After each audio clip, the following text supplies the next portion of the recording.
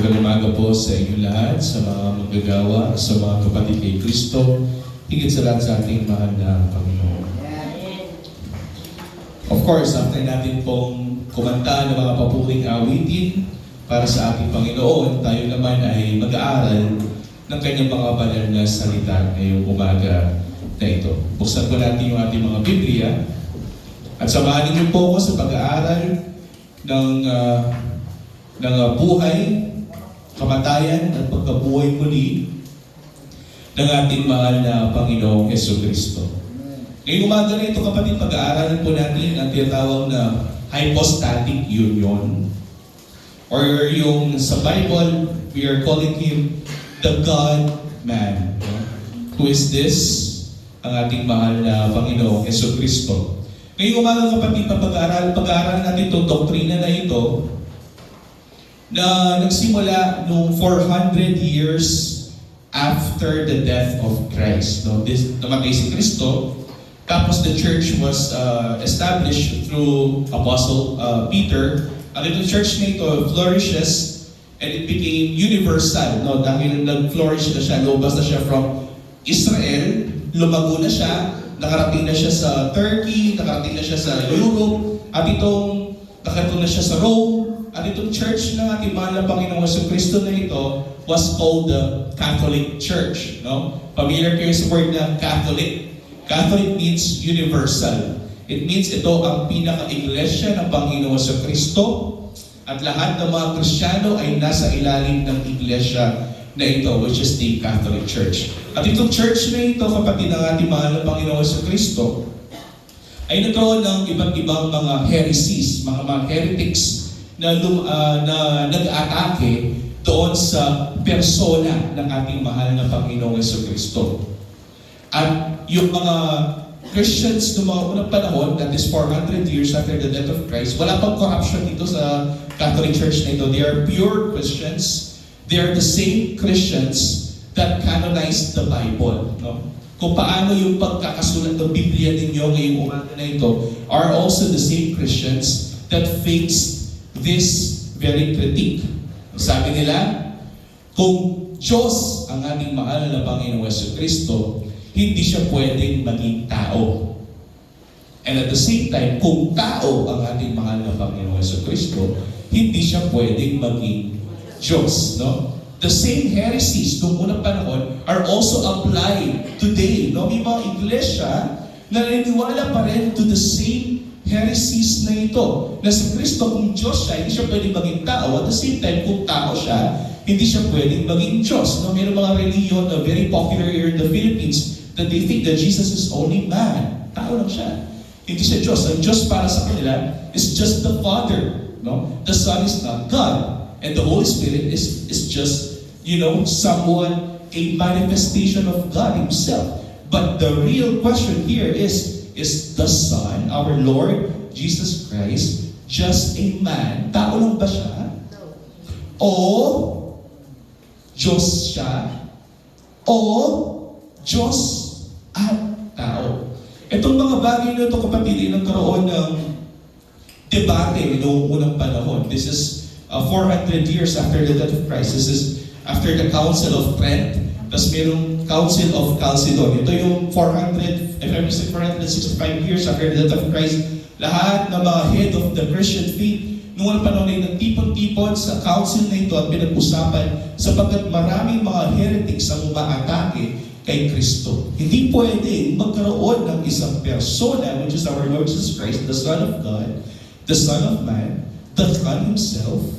Hindi siya pwede mayroong dalawang kalikasan. Sapagkat ang Diyos ay banal at ang tao ay hindi sila pwedeng magsama. Kasi pag pinagsama mo yung banal sa hindi banal, ano mangyayari?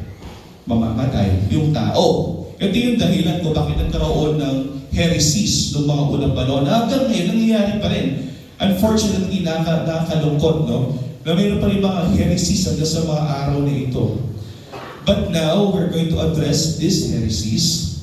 And this word, hypostatic union, was established 400 years after the death of Christ to assure all Christians, tayong lahat ng mga mananampalataya, that this is the basis on which we stand. This is the faith of the Christian on which he stands. Kung hindi ito naiintindihan, hindi mo maintindihan ang Ebanghelyo ni Kristo at hindi mo maintindihan kung bakit ka naligtas at the first place. Kaya din, I'm sure, kaya like you said, this is very important. Diba? 2 Sundays ago na pinag-aralan natin ang pagka-Diyos ni Kristo. That is the deity of Christ. In fact, I allotted 3 Sundays for this. Kasi marami pong mga Kristiyano dito sa Philippines na hindi naniniwala na Diyos si Kristo. No? Ayaw na lang magbagit ng mga reliyon, pero they're very popular. In fact, one of those is the Muslim faith. Hindi sila naniniwala na Diyos si Kristo. Pero, at the back of it, meron din mga naniniwala na si Kristo ay tao lang. No, kaya nga, I also tackled about the humanity of Christ. That Jesus, akala nila is just God that is pretending to be man. No? Parang siyang Diyos na nagpapanggap lang na tao. Pero here today, we're going to discuss that Jesus is not just God pretending like a man, or a man that says that he claims that he is a God, but he is the God-man. And there is a hypostatic union in him. Nandito tayo sa pang-apat na paksa ng Christology na ating pinag-aaralan. We're going to address certain issues now. At kung meron po tayo mga katanungan, you can approach me after our service. Okay? So, ano yung ibig sabihin ng hypostatic union? Ano ba yung conclusion ng early Christian church nung napagdebatehan nito? This is it. Hypostatic union is this. There is one person, which is the Lord Jesus Christ. This is not the Father and not the Spirit, but the Lord Jesus Christ. Again, this is the foundation on which we stand. Okay? Inaatake si Kristo. They cannot attack the Father because the Father is also believed by the Jewish faith. Diba? Naniniwala din yung mga Hudyo that there is a Father, there's God Himself. No? So this is, we are being attacked here. So ito yung sinabi ng Council of Chalcedon. There is one person, which is the Lord Jesus Christ, but He has two natures. Meron siyang dalawang kalikasan. Hindi mo makita dyan na meron siyang dalawang being, because there is only but one being who is God Himself, but He has two natures. Ano itong nature na ito? Isang tao at isang Diyos. Okay? Isang pinakadakilang katotohanan ng pananampalatayang Kristiyano ay ito. Si Kristo ay ganap at tiyak na Diyos. That is 100% God. Kahit lumalakad siya dito sa mundo ito, He is 100% God with the attributes of God. At the same time, He is also 100% man. He is 100% God and 100% man. Hindi po siya modalism. Tulad ng mga ibang paniniwala na He is sometimes manifested as God, the Father. He is sometimes as manifested as the Son, who is a man. And He is sometimes manifested as the Holy Spirit, who is the Spirit. Hindi po siya ganon. God is fully God. No? Pag sinabing fully God, He is truly God in His deity. If Jesus is God, then He is truly 100% God. Hindi po siya 50% God and 50% man. He is not sometimes God, and He is not sometimes man. He is fully God and fully man. And why is this very important? Kasi kung 30%, no? Kung 30% lamang na Diyos ang ating mahal na Panginoon sa Kristo, meaning sa modalism kasi, Jesus is sometimes the Father, He is sometimes the Son, and He is sometimes the Spirit. That is 33.333%. No? If Jesus is 33.333% of God, then technically we have 33.333% of chances of salvation. Meron 1/3 of chance of salvation. Why? Because He is just 33.333% God. But here in hypostatic union, we believe and we affirm, we confess that Jesus Christ is fully God. That's 100% God and fully man nung lumakad siya dito sa mundong ito. Kahit nung siya ay nandito sa mundong ito, siya pa rin ay nananatiling Diyos sa anyong tao. Kaya nga sa Old Testament, He will be called one. And God will be with us, and that is Emmanuel. That means God with us. Hindi niya sinabi that He looks like a God. No, He is God with us. And this is a prophecy that Jesus, the Son, will reveal God to us. Siya yung magpamanifest kay God sa atin. No? Anong nangyari dyan? Ang walang hanggang anak, the eternal Son, ay pumasok sa panahon. No? Ang manlilikha ay pumasok sa kanyang mga nilikha, at ang hari ng kaluwalhatian ay nagkatawang tao. Meron isang famous theologian na nagsasabi nito, kapatid. There's this theologian called John Calvin. Ito rin sinabi niya, kung hindi natin kilala ang totoong Kristo, hindi natin kilala ang totoong Ebanghelyo. At yung sinasabi ng theologian na si John Calvin, if we do not know the true Christ, then we will never know the true gospel. Ano nga ba yung hypostatic union, kapatid? Hypostatic came from the Greek word hypostasis. Hypostasis or hypostasis means person or substance. In this regard, it is a person. Pag sinabing person, kapatid, who is this? It answers the question of who, di ba? In one person, there is a union of two natures. The human nature, o yung pagkatao, kalikasang pagkatao, and the God nature, or the deity, which is ang kanyang pagka-Diyos. Let's answer. Ano ba yung person? Pag sinabing person po ba yan? Tao ba yan? No. It doesn't necessarily mean when you say person, it is a man. But the person answers the question of who. No? Pwede kasi ganyan. Who? Ganyan. For instance, merong dalawang aso sa harapan. Di sila tao, mga aso. So, sino sa mga aso na ito ang tatay at saka ang anak? Madadetermine ba natin kung sino? Oo, kasi may person sila. They're unique with each other. It doesn't necessarily mean when you say person, it is a human being. It can also be God Himself or animals. Kasi we can identify them based on their unique characteristics. So that is the person. And the person answers the question, who you are. Naintindihan mo ba? Okay. What is a being? A being naman answers the question of what you are. Ano ka ba? No? For instance, yung who natin is princess. Who? Si princess. What? Ano siya? Ano yung being niya? Tao. Di ba? Okay, naintindihan na ba? Pag sinabing who, si princess. Ano yung being niya? Ano siya? What siya? Tao siya. Di ba? So, person is who you are. Being is what you are. Ang tao ay may dalawang ganyan. Ang tao is a human being, and it also has a person in him, which is the soul. Naiintindihan natin kung sasabihin ko na Max, yun na naman yung iisipin. Si Sister Max. Kasi yun yung person na unique kay Max. Naiintindihan ba? So there's a person and there's a being. The person is the Lord Jesus Christ, that is who He is. And the being is, ano ba siya? He is God Himself. Okay? The person is Jesus Christ, and His being is God. Hindi natin pwede i-refute ito. 3 Sundays, pinag-aralan natin that Jesus Christ is God. Amen po ba? Kung dinideny pa rin natin hanggang ngayong umaga na ito, hindi natin naiintindihan kung pinag-aralan natin 3 Sundays ago.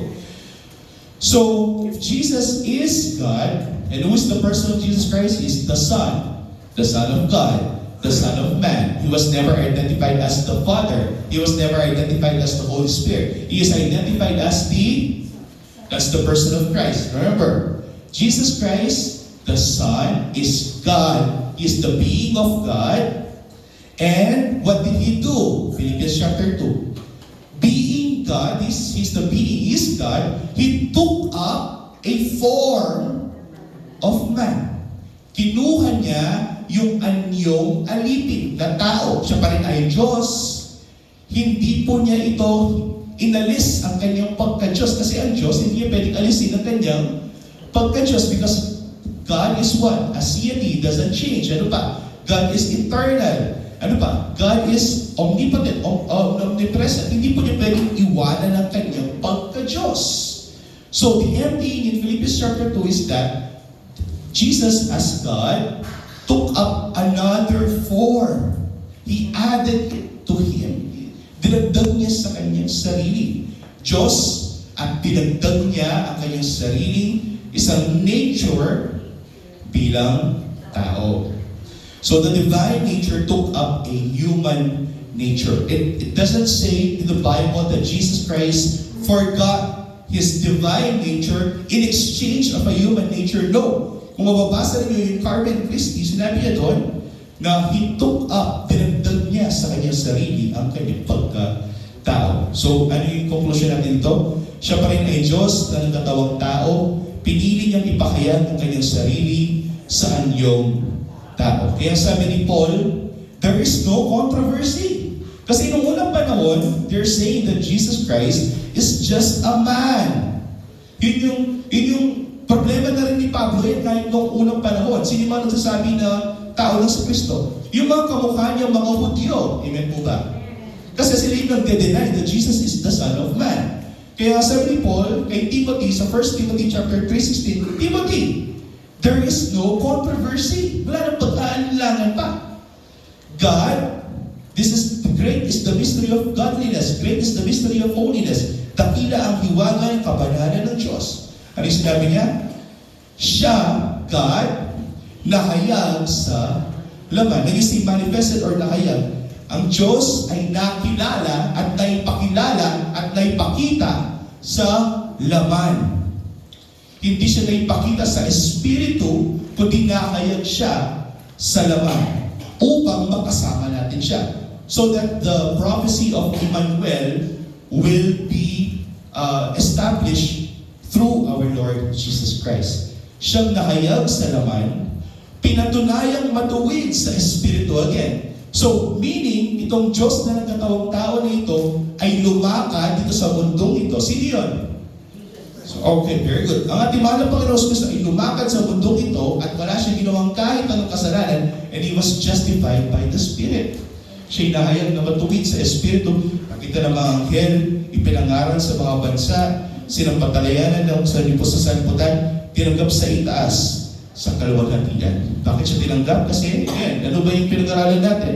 He came down through the clouds, and then He came back up through the clouds as well. Tinanggap siya because He is considered the righteous one. There's the person, which is Jesus Christ, His nature, the God and the man, 100% God and 100% man. Thus, He is the God-man. Last Sunday, John 1:14. And the Word, ang salita, and the Word was made flesh. Who's the Word here? Who? Who's the person? Pag sinabing who, we're answering who the person is. When we say, who is the Word? The Lord Jesus Christ. At naging tao ang salita at tumahang kasama natin. Is this true? Yes. Kapag nakikita ba nila, yung mga tao, pag nakikita nila si Jesus Christ, yung tao ba siyang ibang pangalan aside from Jesus Christ? No. So, they know na ang kaharap nila na nagkatawang tao is the Lord Jesus Christ. Kaya ano sabi ni Pablo, kapatid, sa Carmen Christi, which is Philippians chapter 2, verses 11, this is our focus pala, by the way.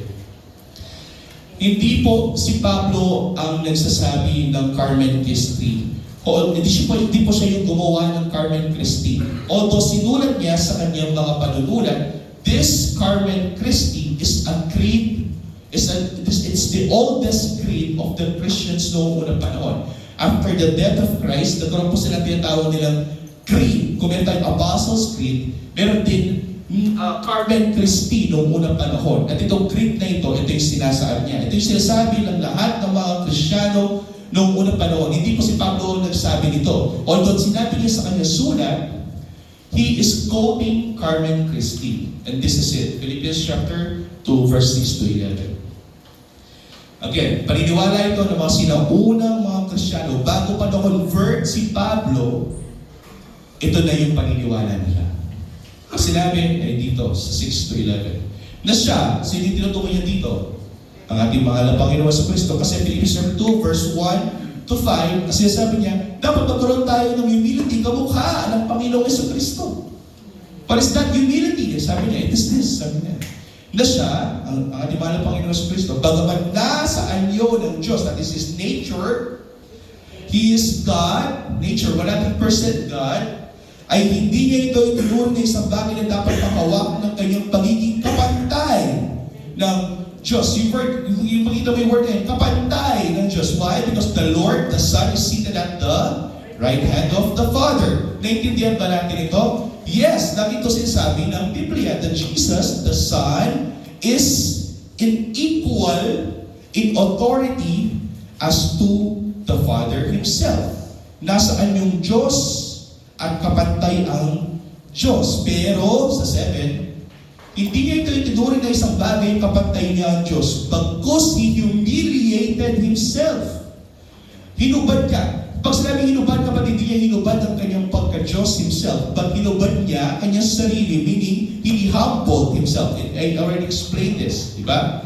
It's different when you say hinubad mo, like iniwanan mo yung iyong pagka-Diyos. No, hindi niya sinabi dito. Sinabi hinubad niya ang kanyang sarili, meaning He humbled Himself. By what? By taking up a form of a slave. Kinuha niya ang anyong alipin. Paano niya hinambol ang kanyang sarili? How did He empty Himself? He added something that is supposed to be not Him. Diba? Hindi siya tao. Pero kinuha niya itong anyo na ito at dinagdag niya sa kanyang sarili. And this is the doctrine of the humiliation of Christ. He humiliated Himself upang siya'y mag-anyong tao. Bakit niya ginawa ito? Bakit niya inayaan na siya'y mahubaran at siya ay ma-humiliate? Kasi meron siya layunin para sa atin. At palibasa, sabi ni Paul, nakita natagpuan siya bilang anyong tao. Again, di sinabi dito na iniwanan niya ang kanyang pagka-Diyos. No. Nag-Diyos siya na nag-anyong tao. At ng mga tao, natagpuan siya bilang tao. Sapagkat natagpuan siya bilang tao, siya'y nagpakababa sa kanyang sarili at naging masunurin hanggang kamatayan, maging sa kamatayan man sa krus. Ito'y nagpapatunay na kahit siya ay Diyos, siya ay nagkatawang tao upang maging masunurin to fulfill the law, mamatay upang bayaran yung ating mga kasalanan sa kamatayan sa krus ng Kalbaryo. Yun yung layunin niya. Kaya siya nagkatawang tao at the first place. Kaya dahil dito, sa ginawang ito ng ating mahal na Panginoon Kristo sa verse 9, ano yung sinabi dito? Sa Carmen Christie. Kaya siya naman ay itinaas ng Diyos. The Diyos dito is the Father. The Son was exalted by the Father at siya'y binigyan ng pangalan higit sa lahat ng pangalan. This is the glorification of the Lord Jesus Christ. After niya ma-humiliate, He will be glorified. This is the cycle, no? You will be humiliated, and then He will be glorified. Upang sa pangalan ni Jesus, kanina tao siya. Ngayon may kita mo doon sa Carmen Christie, is progressing like, babalik na siya sa dati niyang status. Sa pangalan ni Jesus, na tao, ay lumuhod ang bawat tuhod. Luluhod ba ang mga tao sa tao? No. And this is fulfilling that Jesus is God that became man, and He will be a God-man transcended again sa langit. Sa bawat, ang luluhod ng bawat tukod sa langit at sa lupa at sa ilalim ng lupa, at ang bawat dila ay papahayag na si Kristo ay what? Adonai o Panginoon. This is very important kasi this title, which is Adonai o Panginoon, is only given to God Himself. And why they're calling the Son, who is a man, God, because He is God Himself.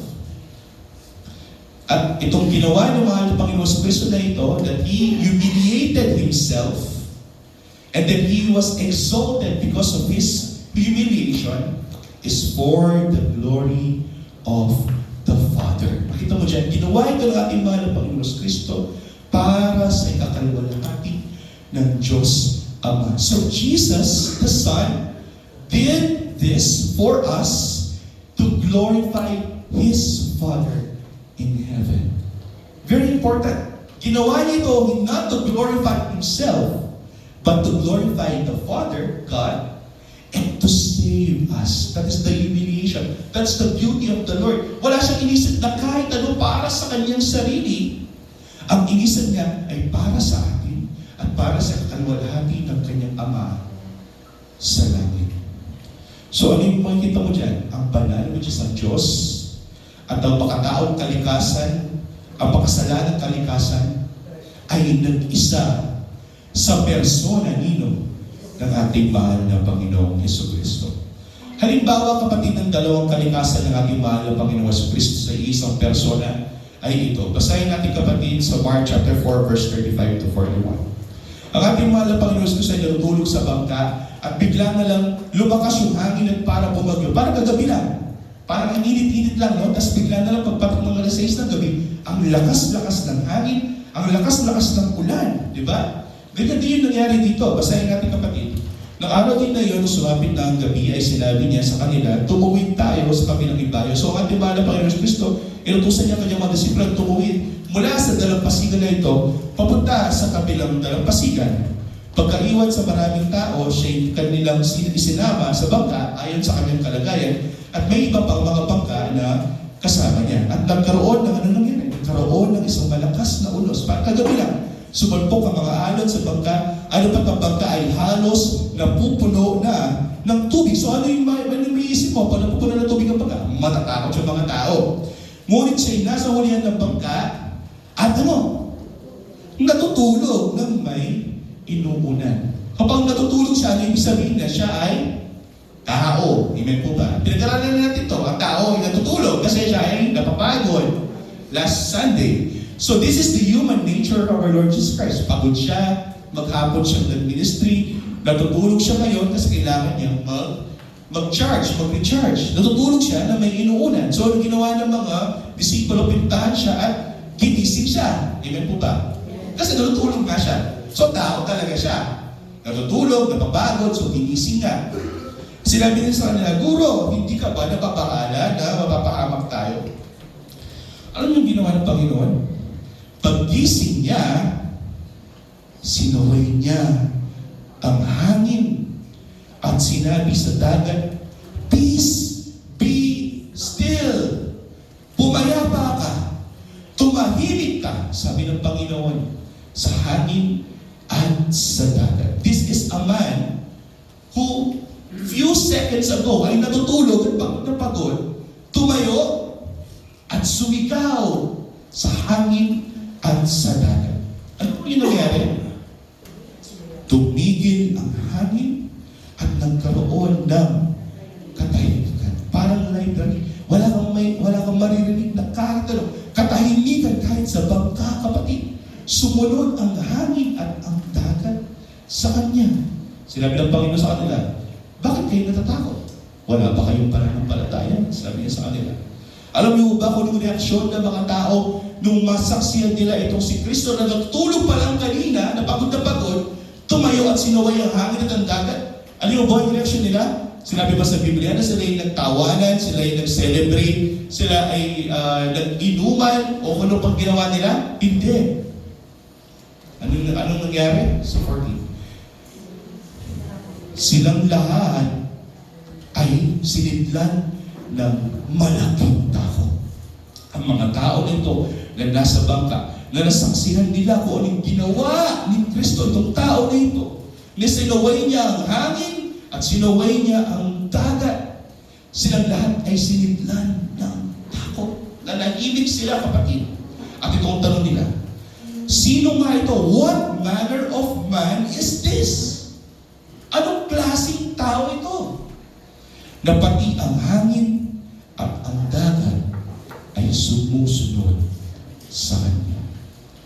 Ladies and gentlemen, they can see that this is a man. Tao ito. Pero bakit sumusunod ang hangin at ang dagat sa Kanya? Unless He is God Himself. Unless siya ay Diyos. That is the two natures of Christ working in one scenario. Ano ba? Tao siya na nagpapagaling ng mga karamdaman. Tao siya na nagbubuhay ng mga patay. Tao siya na nagbubuhay, nagbabago ng buhay ng mga tao. Tingin mo kayang gawin ng tao yan? No. For this is the work of God Himself. Kaya sabi ng Panginoon Kristo, I came here to do the work of my Father. Meaning to do the work of God through the man, Jesus Christ. So, naintindihan na ba natin? That Jesus in His two natures can do what a man can do. At the same time, He can do what God can do. May mga objections, kapatid, sa paniniwalang ito. Ano ba yung mga objections sa doktrina na ito? Una, paanong Diyos si Kristo? Napapagod siya. Di ba? Paano naging Diyos ang ating mahal na Panginoon Kristo? Napapagod siya. Ang Diyos, dapat hindi siya napapagod kasi God is eternal. He is limitless. He is infinite. Paano siya napapagod? Kasi He is not just a God who has a God nature, but He is also human. And He has a human nature. Ano pa? Kung Diyos si Kristo, paano siya mamamatay sa krus? Amen po ba? Yung tanong. Kasi hindi mo na pwedeng patayin yung Diyos sa krus. Amen po ba? Amen. Pero bakit? Paano natin napatay si Kristo sa krus kung Diyos siya? Unless siya ay may nature na tao. At yung namatay sa krus ay ang kanyang human nature. Because you cannot kill God sa cross. However, kahit siya ay nakapako sa krus, nakapako pati ang kanyang pagka-Diyos sa krus. And how is that? Very important. Hindi namatay ang kanyang pagka-Diyos that time, namatay ang kanyang pagkatao. Pero nung nakapako siya sa krus, He is also crucified as God Himself, the Son Himself. Why is that? Kasi ang galit ng Ama, kapatid, kung ibubuhos lahat ng galit ng Ama sa tao lamang, yamattas si tao ita. In Ginoo, pasipimwaya nagagawa, nagugunawan ng mundo. Anya palaw ng Noah, yung pimwaya ng giwala, dinunaw na yung mundo. Manya kamuay Ginoo. At tingin mo itamuan na ng Ginoo, ibuhos niya yung tao mo, yamattas si tao. Battas yun.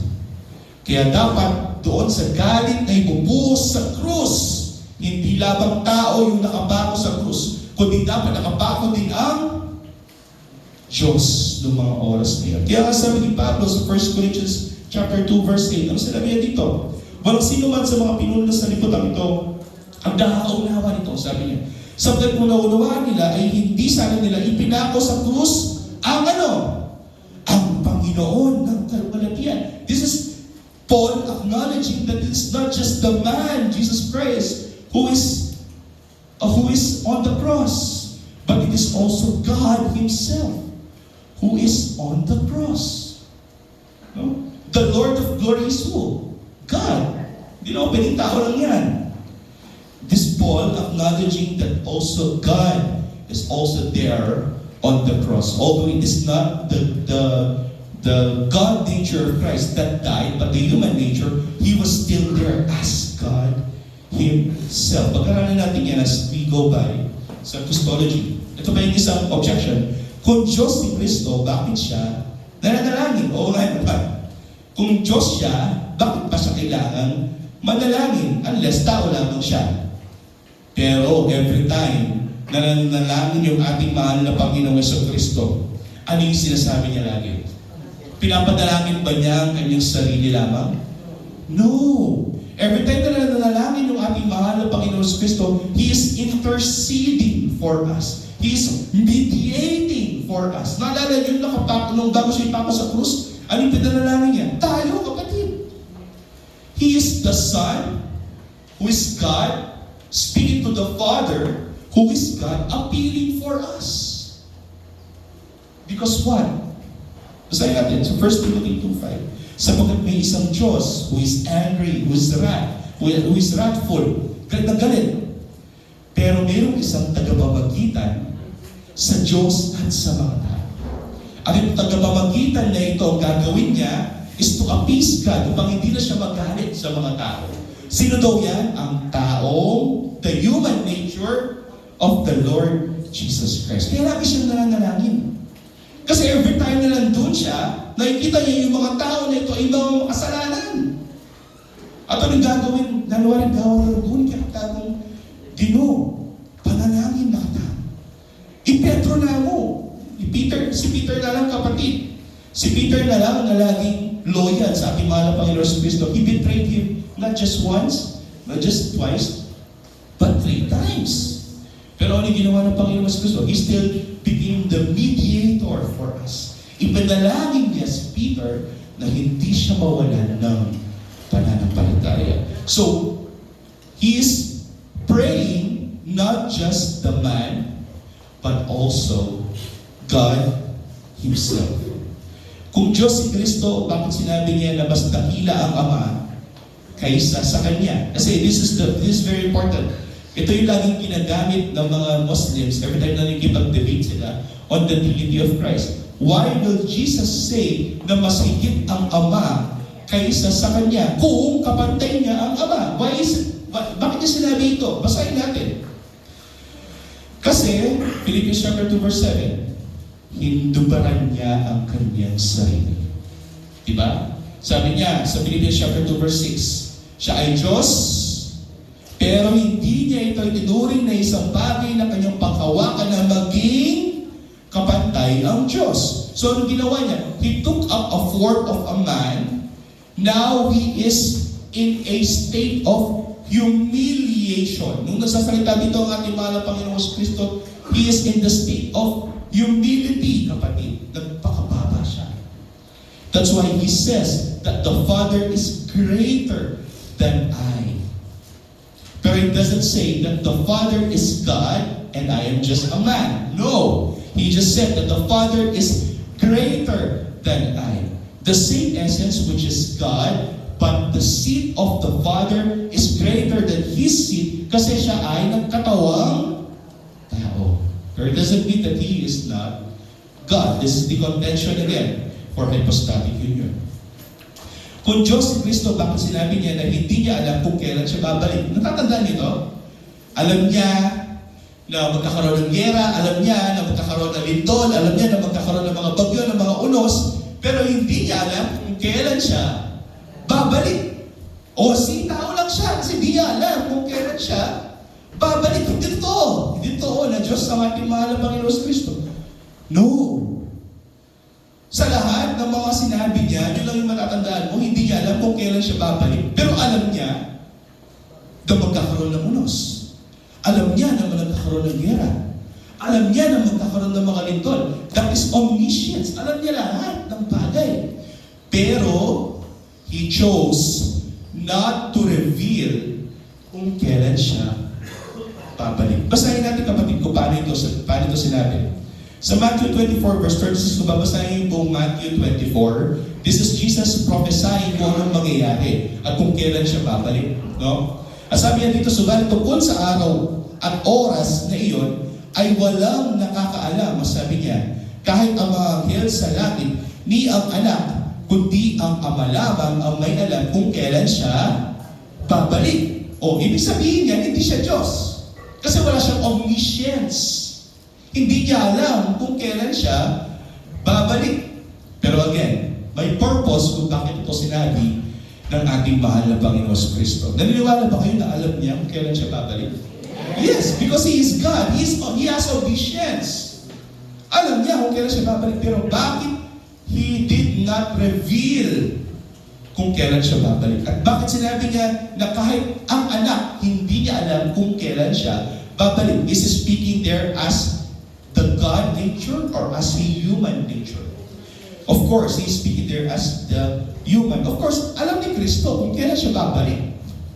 Pero hindi niya ito ipinahayag sa mga tao. At bakit natin ito alam? Sapagkat siya ay Diyos, amen po ba? So Deuteronomy 29:29 sabi dito, ang mga bagay na lihim ay para sa Panginoon nating Diyos. Kung itong mga bagay nito ay nililihim ng Diyos sa mga tao, ito'y para sa Kanya lamang.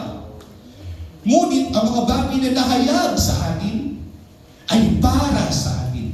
Ano yung mga bagay na yan? Kung nasusulat sa Biblia.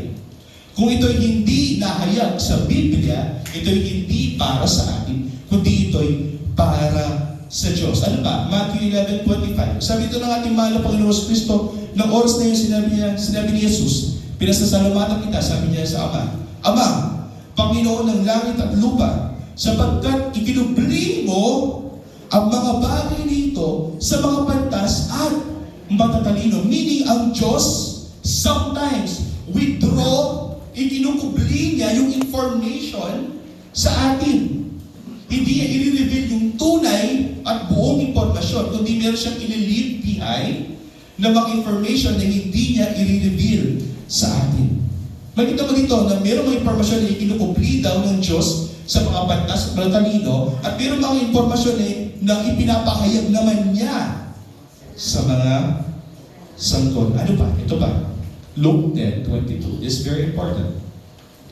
Ang lahat ng mga bagay ay ibinigay na sa akin ng Ama. That is the ascension of the Lord Jesus Christ, being the one seated at the right hand of the throne, the Father. Walang nakakakilala sa anak, sabi niya, maliban sa Ama. That's exclusivity. Walang nakakakilala kay Kristo maliban sa Ama na nagpadala sa Kanya. At kung sino ang Ama, maliban sa anak. At kung di natin kilala ang Ama, kundi ang anak lamang ang may kilala sa Kanya. It is also mirroring na sinasabi natin mahal na Panginoon Kristo na wala pang nakakita sa Ama maliban sa Kanya. Amen po ba? So this is exclusive, mirror relationship. At ito, at kanino mang ninanais ng anak na papahayagan niya ang Ama. So the Son Himself, Emmanuel, God with us, is the one revealing who the Father is to us. Mayroon siyang choice kung kanino niya i-reveal kung sino ang Ama. Diba? Kaya tinanong ni Thomas, Panginoon, sino ba ang Ama? Pwede mo ipakita ang Ama? And He revealed the Father. Sabi niya, kung nakikita mo ako, at mo niya namang in Father in heaven. Because I am the manifestation of God Himself. So, meron mga information na ipinapahayag ni Kristo at meron mga information na hindi po niya ipinapahayag. Pero it doesn't mean na wala siyang omniscience. Diba? Sabi nila, tao lang siya, wala siyang omniscience. Hindi niya alam lahat ng bagay. No, alam niya.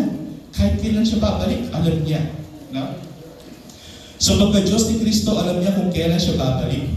Pero pinili niya na hindi ito ipahayag sa kanyang pagkatao. Bakit kaya? Alam niyo ba yung sagot? Bakit kaya pinili niya na hindi ito ipahiwatig sa atin? Bakit?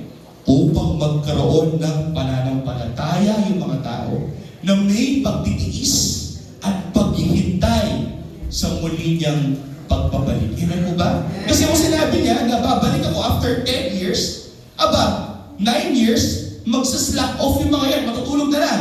Tapos yung pagka 10 year, doon pa lang sila magtatrabaho and we're going to work out their salvation. Tingin mo, kung sinabi ng Panginoon yung exact date kung kailan siya babalik, yung mga tao ay magtatamad-tamaran, kilala ng Diyos. Kung sino yung mga tao. If He did not reveal when He will return, then yung mga tao nito will constantly think na, pwedeng mamaya, babalik na ang Panginoon. Pwedeng mamaya, habang natutulog ako, bumalik na ang Panginoon. Pwedeng bukas, bumalik na ang Panginoon. At kung yun lagi yung iniisip mo, ikaw ay magtitiis at maghihintay na may pananampalataya na siya babalik. Ngayon po ba?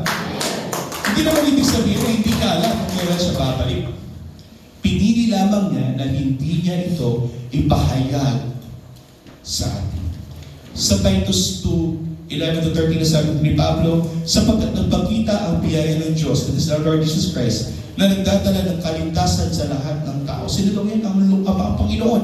Nagpakita ang biyaya ng Diyos sa atin. Ang ating mahal na Panginoon sa Kristo, na nagtuturo sa atin na matapos itakwil ang kasamaan at mga makamultong pagnanasa, ay dapat tayo mabuhay na may katinuan, matuwid at banal sa kasalukuyang panahon. Ito daw yung dahilan kung bakit hindi daw sinabi kung kailan siya babalik, upang sa araw-araw nating mga gawain, tayo mabuhay na may pagtatakwil sa kasamaan at sa mga mundong pagnanasa, at dapat tayo mabuhay na may katinuan, matuwid at banal sa kasalukuyang panahon. Ito daw yung dapat ginagawa natin.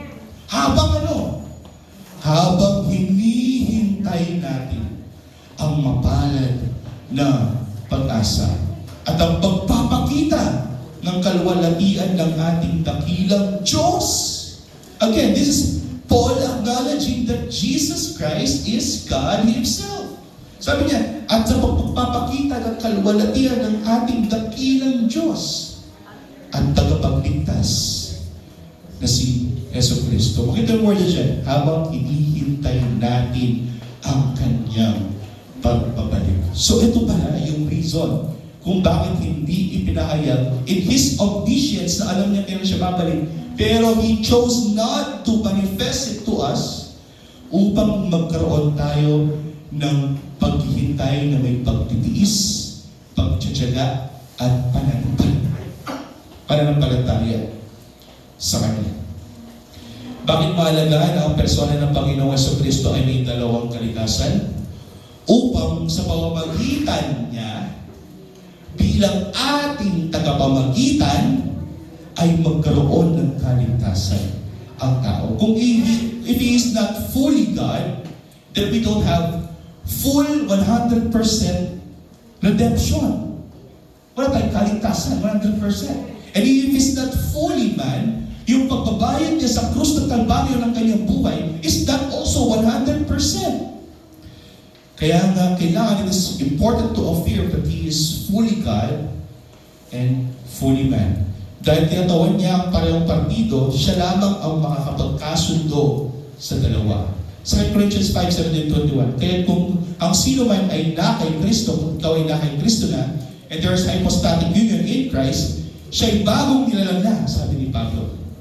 At ang mga lumang bagay ay lumipas na, tinan nyo, lahat na may mga bagay ay naging bago. Lahat ng ito ay mula sa Diyos, meaning ang inyong pagbabago ng nilalang at ang inyong pananampalataya kay Kristo ay mula sa Diyos, na kayo'y ipinagkasundo niya sa Kanyang sarili. Sino daw nagpakasundo sa atin, sa Diyos? Ang ating mahal na Panginoon sa Kristo. Sa pamamagitan ng Kanyang sarili, ng Kanyang His person, the Lord Jesus Christ, na tayo'y naipagkasundo sa isang banal na Diyos. Kaya sabi ni Pablo rito, tayo'y naipagkasundo sa Diyos sa pamamagitan ni Kristo. At ibinigay niya sa amin ang ministeryo na may ipagkasundo, sabi niya. 19. Sa makatuwid, kay Kristo ay ipinagkasundo ng Diyos ang sanlibutan at ang Kanyang sarili. For us to be reconciled with God, upang di na tayo maging kalaban ng Diyos, dapat tayo ay nakay Yesu Cristo, the person of the Lord Jesus Christ. Kaya very important that itong person of the Lord Jesus Christ has both representation, fully represented. The God side is fully represented, that's 100% God, and the man side is fully represented, He is 100% man. Kaya kung tayo ay na kay Kristo, the full representation of God and man is in Him. At kung tayo ay ipinagkasundo sa pamamagitan niya, then we are 100% sure na tayo nga ay may kapayapaan na sa Diyos. Kay Kristo ay pinagkasundo ng Diyos sa siliputan at ang kanyang sarili, na hindi binibilang sa kanila ang kanilang mga kasalanan. Great is this. This is the heart of the gospel. Na ang mga kasalanan natin, tayo mga makasalanan tao, ay hindi na ibibilang sa atin ang ating kasalanan. Kundi kung tayo ay na kay Kristo, ibibilang ng Diyos ang kasalanan natin sa tao Siya yung nakatanggap ng kasalanan natin. No? Kaya kami ay mga sugo para kay Kristo, yung mga Diyos ay nananawagan sa pamamagitan namin. Kami nananawagan sa pangalan ni Kristo na kayo ay makipagkasundo sa Diyos. 21. Para sa ating kapakanan, ano daw ginawa ng Diyos? Ginawa niyang kasalanan si Kristo na walang kasalanan. Upang kung sa Kanya tayo, nasa Kanya tayo din ay magkaroon ng katuwiran ng Diyos sa pamamagitan din ng Panginoong Jesucristo. The mediator should be the one representing this. Siya lamang ang makakagawa niya. There's only but one mediator. Hindi po siya evangelista. Hindi po siya nangangalang kibuloy o sino pa. There's only but one mediator, the Lord Jesus Christ. Sapagkat siya lamang ang walang kasalanan at ang kasalanan natin ay ibibilang sa Kanya upang ang kanyang katwiran ay maibilang din sa ating double imputation. Our sins imputed to the Son and His righteousness imputed to us. That's the heart of the gospel. Si Kristo bilang kinatawan ng Diyos at ng tao, sa Kanya lamang makakamit ang pakikipagkasundo at tunay na kapayapaan. Sa Ephesians chapter 2, lagi natin narinig yan. Ephesians chapter 2 verse 1 to 10, di ba? For by grace, you have been saved.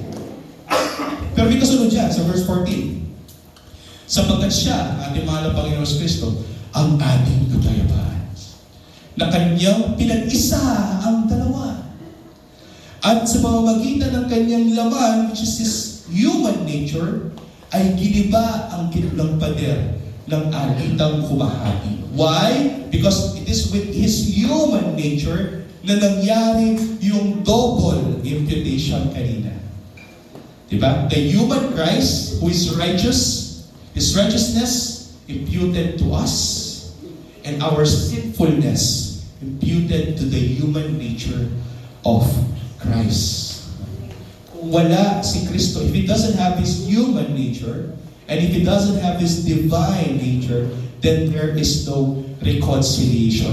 Walang pakikipagkasundo. Walang kapayapaan sa Diyos. Kaya sabi ni Pablo sa Romans chapter 5 verse 1, therefore, being justified by faith, we have what? Peace with God through our Lord Jesus Christ. Meron tayong kapayapaan sa Diyos ngayon. Hindi tayo kaaway ng Diyos, kundi na ipagkasundo na tayo sa Diyos sa pamamagitan through the mediator. Who is Him? The Lord Jesus Christ. Bakit ang tao? Bakit ang Diyos at ang tao ang naipako sa krus? Hindi lamang yung tao si Kristo, kundi pati ang anak, ang Diyos na si Kristo, upang ang pag-aalay ng buhay ng tao na si Jesucristo ay magkaroon ng bisa, hindi lamang sa araw na iyon, dahil siya ay tao lamang, kundi ang pag-aalay niya ay bilang Diyos din naman. Upang ang kanyang pag-aalay bilang Diyos, ito'y mabisa, magpakailanman. Why? Because God is eternal. And kung ang Diyos, anak, ang nag-alay doon sa krus, ibig sabihin ng kanyang pag-aalay ay magpakailanman. Dahil hindi lamang tao si Kristo, ladies and gentlemen, siya din naman ay eternal. Siya ay Diyos. Siya ay walang hanggang Diyos. Kaya sabi sa Hebrews 10:8-14, nang sabihin niya sa taas na hindi mo ibig na hindi mo rin tinalugdan ng mga alay ng mga handog at mga buong handog na sinusunog na at mga alay para sa kasalanan na inahandog ayon sa kautusan. Ibig sabihin, hindi daw ibig ng Diyos na ang mga sinusunog sa altar, yung mga hayop na pinapatay ay kinakalugdan. Pagkatapos ay idinadagdag niya, narito ako'y dumating upang gawin ang iyong kalooban. Sabi niya, ang Diyos ay nagkatawang tao at dumating upang gawin ang kalooban ng Ama sa langit. Inalis niya ang una upang maitatag ang ikalawa. Meaning, the Old Testament is gone. Now we are in the New Testament. At sa pamamagitan ng kalooban niya, tayo ay ginawang mga banal sa pamamagitan ng pag-aalay ng katawan. Again, ano yung katawan dyan? The human nature of Christ. Pag-aalay ng katawan ni Kristo Pero ito'y minsan lang na pag-aalay sa krus 2026 years ago. Pero ito'y mabisa magpakailan pa man. Paano nangyari yun? Sapagkat siya ay Diyos na nag-alay din. At ang bawat pari tumatayo araw-araw at naglilingkod pa ulit-ulit na nag-aalay ng gayon din mga handog na hindi nakakapag-alis sa mga kasalanan. Kasi ano nangyari sa mga pari? Sila yung mga tao, sila ay namamatay. Pero, ngunit, sabi niya, nang makapaghandog si Kristo ng isa lamang alay sa krus para sa kasalanan, siya ay umupo sa kanan ng Diyos. Meaning eternal siya, hindi na siya namamatay. At itong pag-aalay na ito ng ating mahal na Panginoon Kristo ay para sa lahat ng panahon. Why is that? Because He is seated at the right hand at hindi na siya namamatay. At itong pag-aalay ng ating mahal na Panginoon Kristo ay mabisa magpakailanman. At buhat noon, kapatid, ang sabi ng author ng Hebrews, naghihintay tayo kung kailan niya ilalagay yung mga kaaway niya sa kanyang mga paa. Pagdating na pala, masasaksiyan natin yan. Na mga kaaway ni Kristo ay ilalagay sa ilalim ng kanyang paa. Sapagkat, sa pamamagitan ng isang pag-aalay, which is ang ating mahal na Panginoon Kristo, ay kanyang pinasakdal para sa lahat ng panahon ang mga pinababanan. That's why we believe in eternal security. Na kung tayo ay na kay Kristo, sure ka na naligtas ka. Why? Because hindi mo na kailangan pa mag-alay pa para sa iyong kasalanan. Ang once and for all sacrifice ni Kristo ay sufficient na to sustain you until your glorification. Ano yung ibig sabihin nito? The finite humanity, ang taong namamatay, plus the infinite deity, yung Diyos na walang hanggan, is equals what? Sufficient and everlasting sacrifice. Kaya nga napaka-importante na intindihan natin that there's hypostatic union in Christ. If God is not 100% in Christ, and if man is not 100% in Christ, then there is no once and for all sacrifice that is sufficient.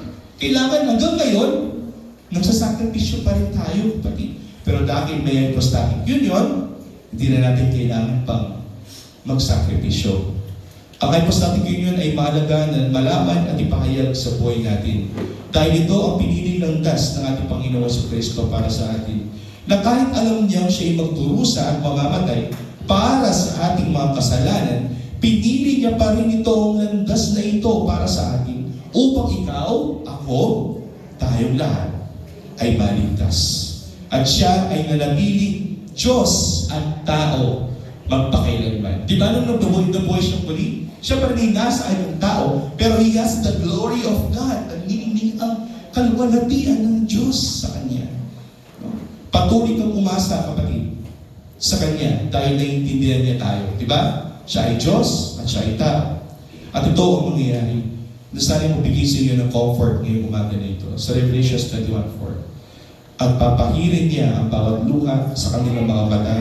At hindi na magkakaroon ng kamatayan. Hindi na rin magkakaroon pa ng pagkakalamhati o ng pagtangis man o ng kirot man sapagkat ang mga unang bagay ay lumipas na. Itong mga bagay nito, kapatid, ginawa ng Panginoon para sa atin. At nawa ang lahat ng kapurihan, kaluwalhatian ay para sa ating mahal na Panginoon sa Kristo lamang. Maraming salamat sa inyo mga salita. Maraming salamat sa Diyos. Kami ay bigyan mo ng pagkakaunawa ngayong umaga na ito kung paano mo kami iniligtas sa pamamagitan ng iyong anak na si Yesu Kristo. Karapatin mo, Diyos, na itong pagsamba namin ngayong umaga na ito ay maging matagumpay na nawa bawat mga mananampalataya ngayon na makakarinig ng iyong mga salita ay magkaroon ng pananampalataya din at sila ay masustain, mahal na Panginoon, sa mundong ito. At ay ang sa dalangin sa pagkakariang pangalan ni Yesu.